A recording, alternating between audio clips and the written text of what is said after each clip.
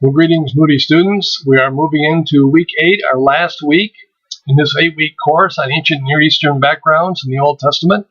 I trust you found the course a blessing and encouragement and a real help in understanding more of the Old Testament as you gain a feel for the context of the Old Testament, that is the ancient Near East. There is, of course, my normal devotional thoughts there for you, so take time to look over those. I trust those will be an encouragement to you. Again, this is our final week, so be sure that all your work is done and completed by the end of the week, by next Monday night.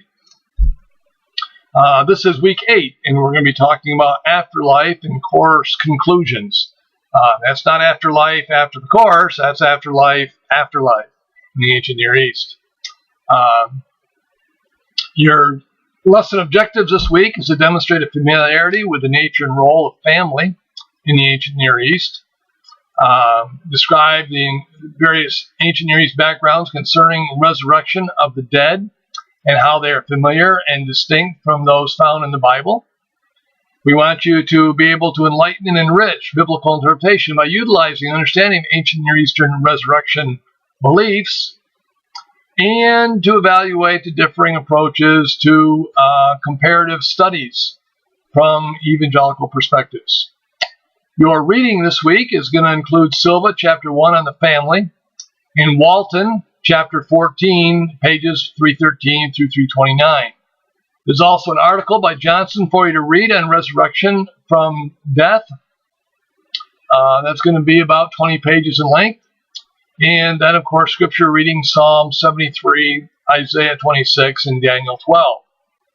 Your assignments that you'll be turning in, you complete the Silva chapter 1 reading questions. You're familiar with that process. Be sure, by the way, to include the pagination for your answers when you do those, just for sake of completeness. Remember, part of the grading on this is completeness, not just to fill in the blank and that's it, so to speak, but give a fuller answer, give the answer, fill in the blank, provide the true false answer, but then give something of the rationale and the pagination for where you got your answer.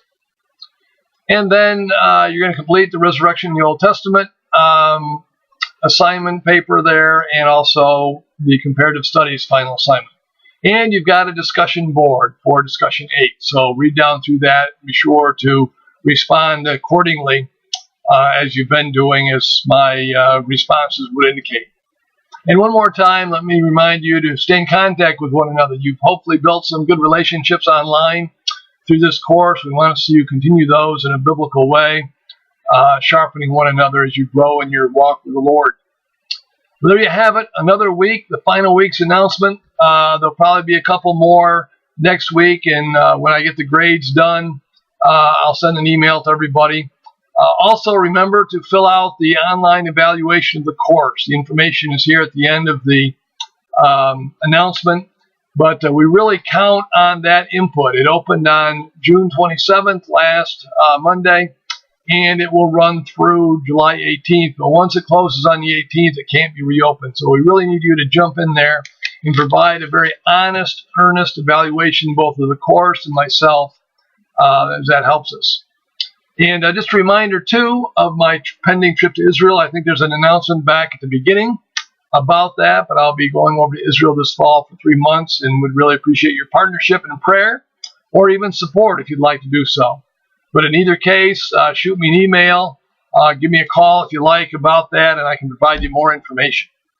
Well, God bless. Enjoy your studies this week as you wrap it up on the ancient Near East and Old Testament backgrounds.